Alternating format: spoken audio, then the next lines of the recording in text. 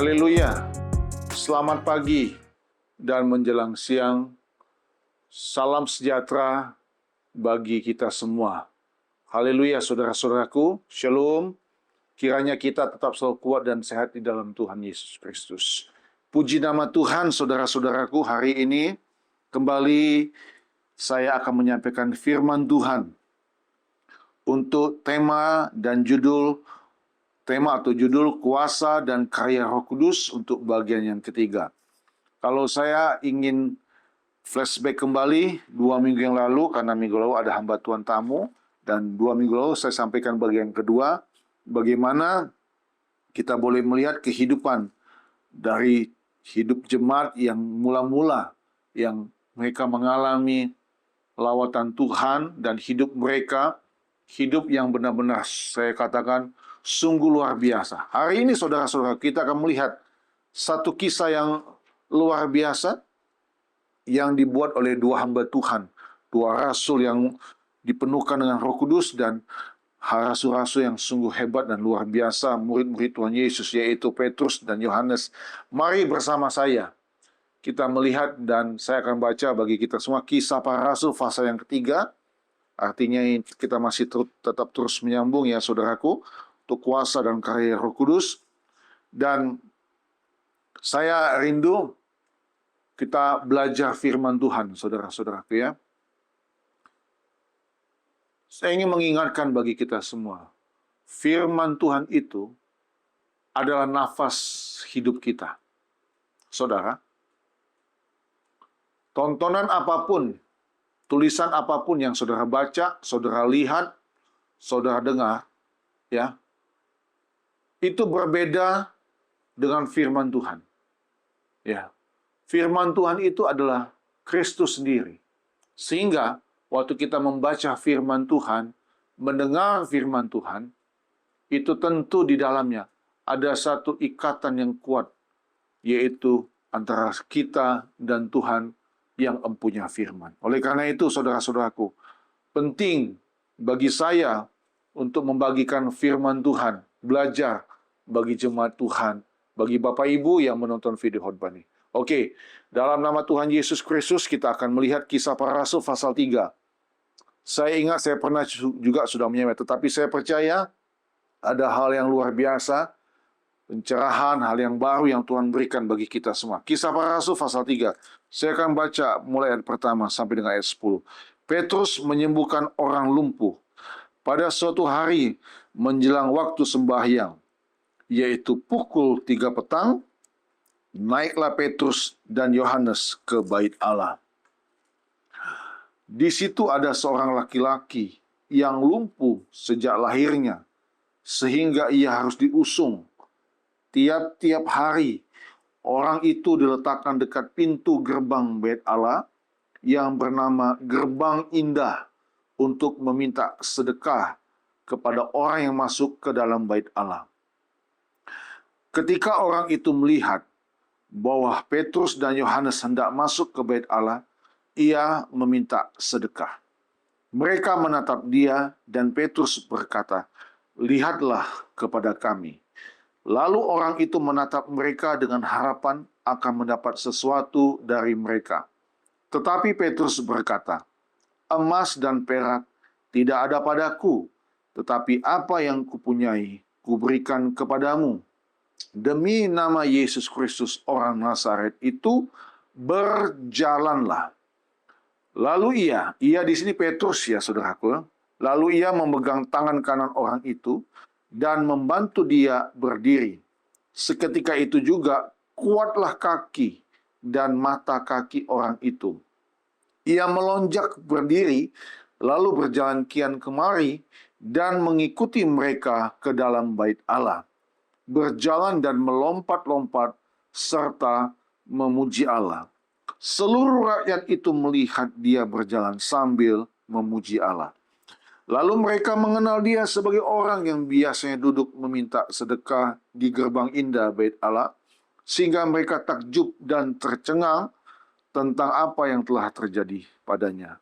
Haleluya. Saudara, itu waktu pukul 3 petang. Yang saya sempat pikirkan saat ini adalah, apakah sebelum di hari Pentakosta atau apakah sebelum Yesus naik ke sorga, ini timbul di pemikiran saya. Petrus dan Yohanes dan juga murid-murid lain pergi bersembayang di bait Allah. Ini dugaan saya, mereka pernah. Dan saya berpikir, pasti mereka melihat orang yang lumpuh. Ini, saudara-saudaraku. Karena Alkitab katakan tadi, tiap-tiap hari, ya, tiap-tiap hari, every day di sini dikatakan, orang itu diletakkan dekat pintu gerbang bait Allah. Tapi berbeda dengan saat ini, saat di mana yang kita baca firman Tuhan ini, ada satu terobosan yang dilakukan oleh murid-murid Tuhan Yesus, dalam hal ini Petrus dan Yohanes. Ya, tapi ini hanya dugaan atau penafsiran saya. Ya, jadi untuk membuka khotbah ini, saudaraku, saya mau berkata, memang kalau orang penuh dengan Roh Kudus, saudara-saudaraku, ada satu keberanian yang tidak bisa dilukiskan dengan kata-kata, yang tidak bisa diungkapkan dengan kata. Ada satu dorongan yang kuat, ya. Tadi kita nyanyi lagu, ya apa? Oleh karena Sion, ku mau beritakan Injil, ya. Ku mau beritakan Injil. Ini harus tumbuh dalam hidup kita sebagai orang percaya, saudara-saudaraku. Ini harus ada kerinduan, kemauan, tekad bulat bagi saya dan saudara untuk kita memberitakan Injil. Itulah panggilan hidup kita yang mulia di dalam Tuhan Yesus Kristus. Nah, saudara, inilah salah satu kuasa dan karya Roh Kudus yang dilakukan oleh Petrus dan Yohanes. Mereka ini pasangan, ya. Murid-murid Tuhan Yesus ada pasangan-pasangan dalam partner dalam pelayanan, Petrus dan Yohanes. Ya. Benar-benar saya mau katakan sungguh dahsyat, saudara-saudaraku. Sungguh sangat dahsyat. Belum pernah selama Yesus di muka bumi, selama Yesus bersama dengan murid-muridnya, belum pernah secara teks atau saya membaca, murid-murid menyembuhkan orang lumpuh. Sekalipun pernah Yesus mengutus, ya, orang percaya, murid-murid untuk berdoa. Barangkali pernah, tapi kita tidak tahu, tidak ada tertulis di sini. Ini kan sungguh yang luar biasa. Nah, saudara, saya mau katakan, mujizat ini terjadi kepada orang yang lumpuh sejak lahir. Dia apa, saudaraku? Dapat berjalan. Jadi saudara lihat, kebutuhan utama manusia hidup ini salah satunya adalah kesehatan. Saya nonton, saudara-saudaraku, suka muncul ya di beranda sosmed kami, saya itu ya, ada orang-orang yang Tuhan pakai yang saya lihat luar biasa ya. Salah satu orang yang ada di daerah Sulawesi Utara ya. Banyak orang menyebut dia sebagai dokter tulang, ya kan? Dia lihat, wah, sungguh luar biasa mujizat, ya kan? Dan saya baca komen-komentar, ada yang berkomentar begini, ini salah satu tanda Tuhan di akhir zaman, Tuhan pakai orang banyak untuk membawa kuasa kesembuhan, ya. Dan puji Tuhan, posisi orang percaya, anak Tuhan, harus seperti begitu, saudara. Kita harus mengerjakan segala sesuatu yang memang adalah kehendak daripada Tuhan, ya, kehendak daripada Tuhan. Kerjakan itu. Itu pesan yang pertama yang saya ingin sampaikan, sekalipun itu bukan poin yang akan saya bagikan. Karena saudara-saudaraku, tujuan utama mujizat, mohon perhatikan ini baik-baik, tujuan utama mujizat adalah supaya orang mengalami keselamatan yang sejati, yaitu keselamatan mengenal, percaya, dan menerima Yesus Kristus sebagai Tuhan dan Juru Selamat dalam hidupnya. Haleluya. Saya mendapat satu sedikit pencerahan, bukan sedikit ya, banyak hikmat Tuhan pagi tadi. Mengapa selalu kita menyebut dalam nama Yesus Tuhan dan Juru Selamat? Ya, Tuhan dan Juru Selamat. Harus ada Tuhan dan Juru Selamat. Kalau sekedar Juru Selamat saja, saudaraku, tugas Yesus sudah selesai. Tapi dia harus menjadi Tuhan dalam kehidupan kita. Dia harus berkuasa dalam kehidupan kita. Haleluya. Ya, haleluya. Dan kalau dibilang Tuhan, ya, banyak agama-agama lain pun menyebut dengan Tuhan. Persoalannya, siapa Tuhan yang disembah? Di dalam kekristenan, sudah final, Yesus Kristus adalah Tuhan dan Juru Selamat. Nah, saudara-saudara, itu yang saya mau katakan. Tujuan utama mujizat adalah supaya orang mengalami keselamatan yang sejati. Ya, yang sejati. Sekalipun saya tahu orang-orang kalau sudah sakit, ya, sudah berpuluh tahun sakit, sudah merasa tidak mampu lagi. Banyak orang seperti begitu. Tapi diizinkan Tuhan.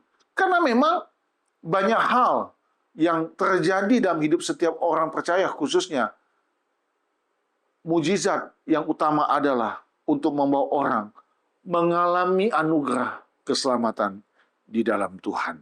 Haleluya, saudara-saudaraku. Nah, apa yang menjadi perenungan, apa yang menjadi makna rohani dari ayat-ayat firman Tuhan ini? Mari kita mau belajar bersama. Ada 3 hal yang saya akan bagikan bagi kita semua. Mari saudara-saudaraku. Yang pertama, kembali kita melihat Kisah Para Rasul pasal 3 ini, ayat yang ke-6. Ini salah satu yang kalau saya bilang, ayat yang ikonik, ayat yang luar biasa, ayat yang populer, ayat yang menjadi pegangan banyak hidup orang percaya di dalam Tuhan. Kisah Rasul 3 ayat yang ke-6. Perhatikan. Tetapi Petrus berkata, emas dan perak tidak ada padaku, tetapi apa yang kupunyai, apa saudaraku? Kuberikan kepadamu.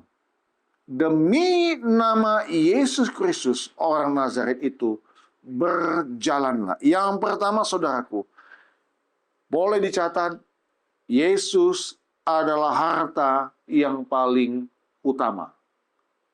Yesus adalah harta yang paling utama. Saudara, Petrus dan Yohanes mengajarkan kepada orang yang lumpuh ini, memberitahu kepada orang yang lumpuh ini, bahwa kuasa Allah dan keselamatan di dalam Yesus Kristus jauh lebih berharga daripada kekayaan duniawi. Haleluya. Petrus dan Yohanes mengirim pesan kepada orang yang lumpuh ini, mengajarkan kepadanya bahwa kuasa Allah dan keselamatan di dalam Yesus Kristus itu jauh lebih besar, jauh lebih berharga daripada kekayaan duniawi. Nah, saudara-saudaraku, kalimat yang luar biasa ini dilontarkan oleh Petrus. Emas dan perak tidak ada padaku, tetapi apa yang kupunyai, kuberikan kepadamu. Saudara-saudaraku, miliki ini dalam hidup kita sebagai orang percaya. Camkan ini baik-baik. Pandang ini baik-baik. Taruh ini di hati kita. Bahwa Yesus adalah harta kita yang paling utama. Haleluya, saudara-saudaraku. Bandingkan. Kita buka sebentar dengan kesaksian Paulus. Pernyataan Paulus kepada jemaat di Filipi dalam kitab Filipi pasal yang ketiga. Filipi pasal 3 ayat yang ke-8. Saudara, buka kitab Filipi pasal 3 ayat yang ke-8. Saya akan baca bagi kita semua. Filipi 3 ayat ke-8. Malahan segala sesuatu kuanggap rugi karena pengenalan akan Kristus Yesus Tuhanku lebih mulia daripada semuanya. Oleh karena dialah, oleh karena Yesus Kristuslah, aku telah melepaskan semuanya itu dan menganggapnya sampah supaya aku memperoleh Kristus. Saudara, ini sangat militan ya pernyataan Paulus ini, ya. sangat militan, sangat bisa disejajarkan dengan apa yang tadi Petrus bilang. Emas dan perak tidak ada padaku, tetapi apa yang kumiliki akan kuberikan kepadamu. Jadi, yang ditawarkan, yang diberikan oleh Petrus bersama Yohanes adalah sesuatu yang jauh lebih mulia. Kalau saya memakai apa yang dikatakan oleh Paulus ini, itu jauh lebih mulia. Artinya, Petrus dan Yohanes ingin supaya orang lumpuh itu bukan saja dia akan mengalami mujizat yang luar biasa, tapi dia harus memperoleh sang penyembuh itu, yaitu memperoleh Kristus dalam hidup dia. Haleluya. Saudaraku, saya selalu berkata, apakah kita butuh uang? Kita butuh uang. Apakah salah dan berdosa kalau kita banyak harta dan kita kaya? Tidak. Tapi bagaimana cara sikap kita dalam kita memiliki harta dan kekayaan. Ya. Sehingga kita tidak boleh menomorduakan, menomortigakan Tuhan Yesus dengan harta atau kekayaan kita. Bapak Ibu, saudaraku kekasih dalam nama Tuhan Yesus Kristus. Saya pernah sampaikan ini 1 tahun yang lalu kalau tidak salah khotbah ini. Dari perspektif hamba Tuhan, Rasul Petrus dan Yohanes. Orang-orang ini memberikan seluruh hidupnya, waktunya, tenaganya, pikirannya untuk mengkabarkan Injil. Mengabarkan Injil untuk memberitakan keselamatan di dalam Tuhan. Sementara dari perspektif orang lumpuh itu, yang dia butuhkan, saudara-saudaraku, bukan hanya sekedar sedekah, bukan hanya sekedar uang, bukan hanya sekedar harta, atau kemampuan untuk dia membeli makanan untuk setiap hari. Tapi yang dia butuhkan adalah keselamatan itu. Haleluya. Sungguh ironis ya saudara-saudaraku, di gerbang indah, di gerbang bait Allah itu, masih ada orang yang kesusahan, yang setiap hari dia meminta sedekah. Ya, tapi puji Tuhan, momennya tepat. Waktu Tuhan itu memang waktu yang indah.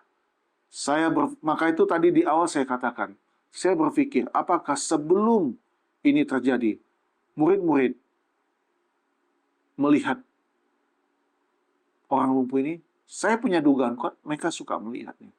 Karena mereka kalau sembahyang ke bait Allah, Alkitab katakan tiap hari dia ada di sana. Dan dia lumpuh. Dan Alkitab katakan dia lumpuh sejak dia lahir. Tapi itulah momentum Tuhan. Maka itu saudaraku, saya punya satu keyakinan dalam diri saya, ya, bahwa keselamatan itu memang otoritas tertinggi memang di tangan Tuhan. Waktunya Tuhan. Tapi izinkan saya untuk berkata, saudara, kalau momentum itu terjadi, jangan tutup hatimu, jangan keraskan hatimu. Haleluya. Ya, jangan kita pura-pura masa bodoh. Mari saudara-saudaraku, kita pun harus punya semangat, punya gairah.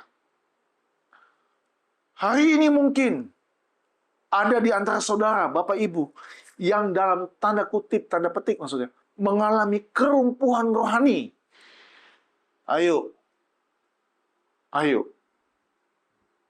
minta kepada Tuhan, minta kepada Roh Kudus, untuk supaya engkau bangkit, semangatmu bangkit kembali, untuk datang kepada Tuhan.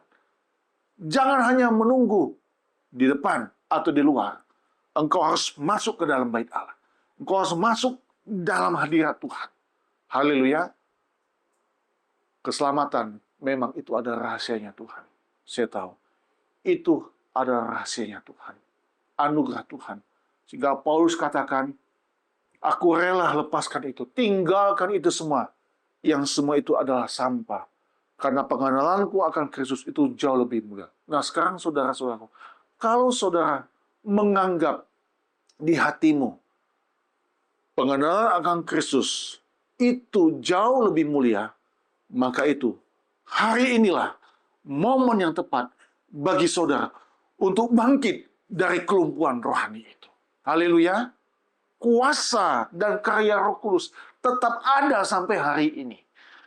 Tinggal kita, apakah kita mau mengeraskan hati kita? Karena saya percaya, saudara, saya baca ini, saya merenungkan ini, saudara-saudaraku. Karena kemudian Petrus katakan, demi nama Yesus orang Nazaret itu berjalanlah. Lalu yang memegang tangan kan, saya belum masuk poin yang kedua, saudara, tapi saya ingin tambahkan ini. Lalu yang memegang tangan kanan orang itu. Kalau orang itu pun enggan untuk bangun dan berjalan, saya percaya Petrus pun tidak bisa memaksa dia. Tinggal di hati kita, hatimu yang rindu benar-benar mengalami jamahan Tuhan. Itu yang pertama. Yang kedua, saudara-saudaraku. Nah, ini sebenarnya saya mungkin sudah sampaikan tadi barusan, tapi kita baca kembali bagian 6b-nya, ayat 6-nya. Di kalimat begini, demi nama Yesus Kristus orang Nazaret itu, berjalanlah. Yang kedua, boleh dicatat, kalau yang pertama, Yesus adalah harta yang paling utama. Yang kedua, ada kuasa di dalam nama Yesus. Bapak Ibu boleh berkata kepada dirimu sendiri, ada kuasa di dalam nama Yesus. Katakan amin. Ada kuasa di dalam nama Yesus. Nah, saudara, saya ajak untuk kita melihat sebentar Kisah Rasul pasal 4. Di sebelahnya saja Kisah Rasul pasal 4 ayat yang ke-30. Kisah Rasul pasal 4 ayat yang ke-30. Ya. Bunyi firman Tuhan berkata begini, saudara-saudara, dalam Kisah Para Rasul ayat 4:30. Ini doa jemaat. Ya, ulurkanlah tanganmu untuk menyembuhkan orang. Perhatikan, saudara, ulurkanlah tanganmu, bukan tangan manusia. Ini yang harus kita tahu, ya. Kita harus mempermuliakan Tuhan. Bukan kita yang hebat, tapi kuasa Tuhan yang lebih hebat. Ulurkanlah tanganmu untuk menyembuhkan orang, dan adakanlah tanda-tanda dan mujizat-mujizat oleh nama Yesus, hamba-Mu yang kudus. Ini untuk melengkapi poin yang kedua. Kuasa di dalam nama Yesus. Nah, saudara, perhatikan apa yang saya tulis di sini, yang saya bagikan. Penyembuhan itu, penyembuhan dalam cerita Petrus dan Yohanes menyembuhkan orang sakit lumpuh ini, penyembuhan itu tidak terjadi karena kehebatan atau kesalahan mereka. Tidak. Sekalipun saya katakan, mereka punya keberanian. Ya. Melainkan karena kuasa iman, ini yang saya mau bagikan. Karena kuasa iman dan otoritas dari nama Yesus Kristus orang Nazaret. Nama Yesus membawa pemulihan sejati. Katakan amin. Nama Yesus membawa pemulihan sejati. Nah, saudara, penting bagi setiap hamba Tuhan khususnya. Bagi setiap orang percaya yang berdoa. Kalau dalam doa Tuhan nyatakan kuasa dan kesembuhan. Ingatlah, bukan nama kita manusia yang dipermuliakan, tapi harus nama Tuhan yang dibesarkan dan ditinggikan. Haleluya. Kita wajar berterima kasih kepada dokter yang dipakai Tuhan untuk menyembuhkan sakit kita. Wajar kalau ada orang mengalami sakit bertahun-tahun, datang kepada seseorang, dan ternyata orang itu dipakai untuk menyembuhkan dia. Kita wajar untuk mengucapkan terima kasih, bahkan bisa juga wajarlah diberikan apresiasi. Tapi ingat, kita tidak boleh lupa untuk mengucapkan terima kasih kepada dia, Sang Penyembuh itu, yang memiliki kehidupan saya dan saudara. Sehingga waktu kita baca Kisah Rasul ayat 30, ulurkanlah tanganmu untuk menyembuhkan orang. Kita memohon Tuhan, Tuhan, ulurkanlah kasih dan kebaikan-Mu Tuhan untuk memulihkan hati setiap orang. Haleluya. Saudara, siapa kita ini? Ya, kalau kita dipakai Tuhan dalam hidup ini, dalam pelayanan, dalam hal apapun, ingatlah, semua hanya anugerah Tuhan. Ya, jangan kita menyombongkan diri. Ya, dalam segala bidang apapun. Kalau ada orang memuji kita, tentu kita ada rasa bangga. Tapi biarlah kebanggaan itu kita kembalikan hanya kepada Tuhan saja. Amin, saudara-saudaraku. Yes, harus katakan puji Tuhan. Ya. Nah, kuasa di dalam nama Yesus. Apakah kuasa itu tetap ada? Tetap. Sampai hari ini, kuasa itu ada. Yesus Kristus tetap sama. Dahulu, sekarang, sampai selama-lamanya. Ya. Ada, saudara. Tapi saya ingin mengajak kita semua untuk selalu ingat apa yang tadi saya sampaikan. Mujizat. Tujuan utama mujizat adalah supaya orang mengalami keselamatan yang sejati. Amin. Haleluya. Karena pada akhirnya juga, toh, kita pun akan menutup mata. Ya, sesehat-sehatnya kita, sehebat-hebatnya kita menjaga tubuh kesehatan kita, kita pun tetap juga akan kembali kepada. Tetapi tentu kita juga tidak mau sakit-sakitan dalam hidup ini, saudara-saudaraku. Tidak ada orang yang mau sakit dalam hidup ini. Tidak ada.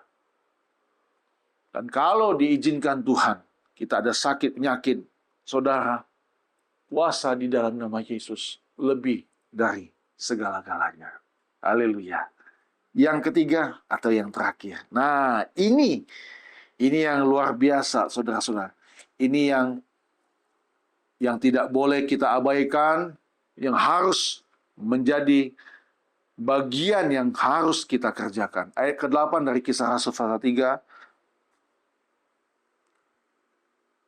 Saya lebih dahulu baca ayat 7 ya. Lalu ia memegang tangan kanan orang itu dan membantu dia berdiri. Seketika itu juga kuatlah kaki dan mata kaki orang itu. Ia melonjak berdiri, lalu berjalan kian kemari dan mengikuti mereka ke dalam bait Allah. Berjalan dan melompat-lompat serta memuji Allah. Saudara, boleh dicatat yang ketiga, untuk poin yang terakhir. Mujizat mengubah penderitaan menjadi pujian. Laki-laki lumpuh yang seumur hidupnya hanya memohon belas kasihan orang, hanya meminta sedekah, minta bantuan orang. Hidupnya hanya bisa menggantungkan diri pada belas kasihan orang lain. Memang hidup yang tidak enak sekali seperti begini. Tapi apa yang dia mau buat? Dia tidak bisa berbuat apapun juga. Dia terpinggirkan secara sosial. Sangat terpinggirkan, saudaraku. Tidak dianggap orang seperti begini. Ya, tidak dianggap mungkin. Maka itu, saudara, sebelum saya lanjutkan kembali, jangan kita hanya rajin beribadah, rajin bersekutu, tapi kita pura-pura tidak tahu atau bahkan menutup mata kita dengan kesusahan orang, dengan kesulitan orang. Tentu kita tidak bisa menjadi orang yang bisa menanggung banyak hal kepada orang yang mengalami kesusahan. Tetapi perhatikan nanti yang ketiga ini, apa yang harus kita kerjakan? Kita akan melihat seperti Petrus dan Yohanes. Nah, saudara perhatikan, akhirnya kuasa Allah tidak saja sekedar menyembuhkan fisik orang itu, ya, tetapi mengubah hidupnya dari seorang pengemis yang meratap menjadi seseorang yang bersukacita dan memuji Allah. Haleluya, saudara-saudaraku. Haleluya. Kita tidak tahu kemudian dia seperti apa dan menjadi apa. Tapi Alkitab mengatakan orang ini kemudian dia memuji Allah, dia melompat-lompat, dia menari bagi Allah, dia memuji Allah, dia melompat-lompat. Dia melompat, saudara-saudaraku. Luar biasa. Kakinya yang tadi lumpuh seumur hidupnya, ada aliran kuasa kesembuhan. Ada kesembuhan total yang terjadi. Nah, saudara, inilah poin yang ketiga. Mujizat mengubah penderitaan menjadi pujian. Bapak Ibu, apakah engkau hari ini, saat ini, sedang mengalami penderitaan yang berat, pergumulan yang sangat berat? Saya mau katakan, kuasa di dalam nama Yesus itu selalu ada. Tuhan mampu. Tuhan punya momen yang indah, waktu yang tepat. Hari ini kita ingin memuji Tuhan. Besok pun kita ingin memuji Tuhan. Lusa pun kita ingin memuji Tuhan. Saya tambahkan ayat dalam Mazmur pasal yang ke-30 ayat 12. Mazmur pasal yang ke-30 ayat 12, saudara-saudaraku. Kita buka sebentar. Mazmur 30 ayat yang ke-12. Bunyi firman Tuhan berkata begini. Aku yang meratap telah kau ubah menjadi orang yang menari-nari. Kain kabungku telah kau buka, pinggangku kau ikat dengan sukacita. Katakan amin. Aku yang meratap telah kau ubah menjadi orang yang menari-nari. Ya, persis sama dengan apa yang dialami pengemis yang lumpuh ini. Ya. Kain kabungku telah kau buka, pinggangku kau ikat dengan sukacita. Luar biasa. Saudara, terjawab sudah kebutuhan pengemis ini. Ya. Dan saya percaya, saudara-saudara, dengan mujizat itu, dia tidak sekedar kemudian memuji Tuhan. Saya tidak tahu umurnya berapa. Tapi, kalau dia juga akhirnya mengalami kesembuhan, dengan kaki yang kuat, yang dia bisa pakai untuk memuji Tuhan, dia melihat kebesaran Tuhan, maka saya percaya dia memiliki kemampuan untuk kemudian bekerja dan mencari nafkah. Karena kalau orang mengalami mujizat, harusnya bukan tubuhnya saja yang sembuh, tapi mata batinnya pun terbuka. Ternyata kuasa nama Yesus mampu melakukannya. Dan ini harus ada dalam hati dan hidup kita. Kalau Tuhan pun mampu menyembuhkan orang yang lumpuh bertahun-tahun, Tuhan pun mampu dengan caranya. Tentu juga kita harus sungguh-sungguh bisa mencari nafkah. Haleluya, saudara-saudaraku. Yes. Saya percaya perkataan Petrus mengena di hatinya yang paling dalam. Emas dan perak tidak ada padaku, tetapi apa yang kupunyai, kuberikan kepadamu. Saudara, nama Yesus mengubah total kehidupan dia. Hari ini, saudara-saudaraku, sebagai pengikut Kristus, panggilan gereja, perhatikan, panggilan gereja, umat percaya, orang yang di dalam Tuhan adalah membawa penyembuhan dan pengharapan kepada dunia yang sedang menderita, kepada dunia yang terluka ini, baik secara jasmani maupun rohani. Saudara, banyak sekali tontonan-tontonan yang luar biasa. Saya begitu melihat orang yang dipakai Tuhan. Saya tidak melihat latar belakangnya, bahkan saya tidak melihat agamanya apapun juga.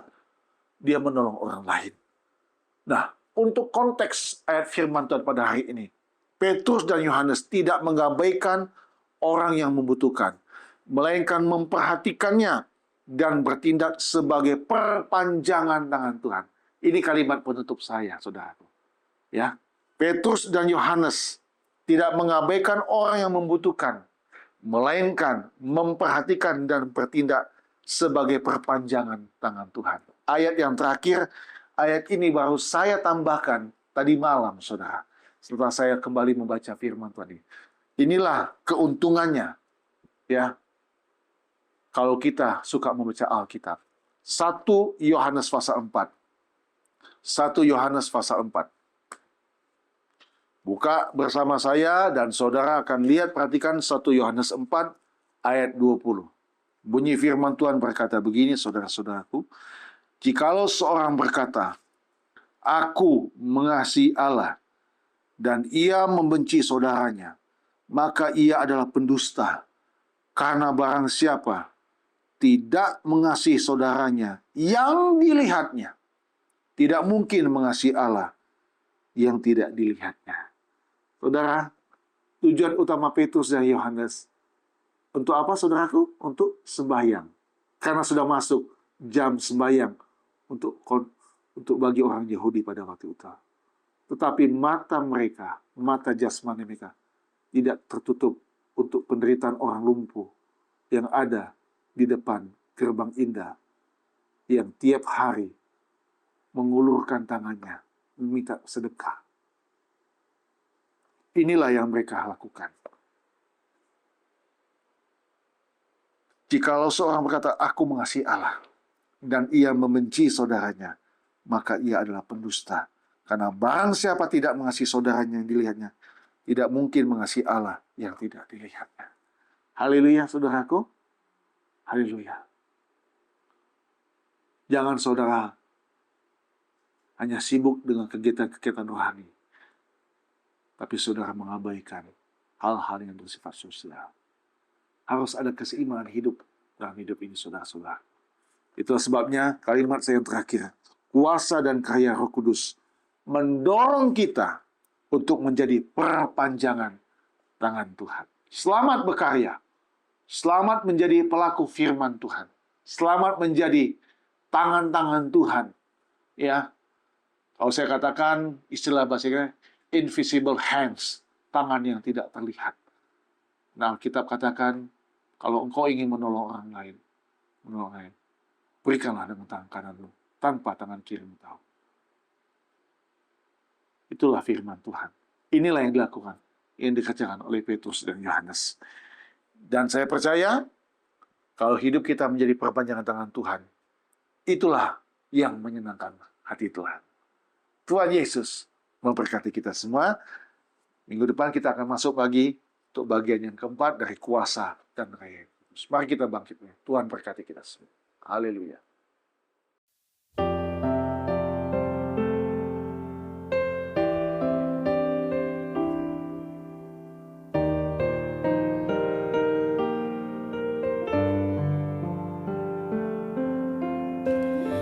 Musim akan selalu berganti, kasih Tuhan tetap abadi, tak akan berubah sampai selamanya. Ku tetap percaya, ku yakin Tuhan memberkati, ku yakin Tuhan melindungi.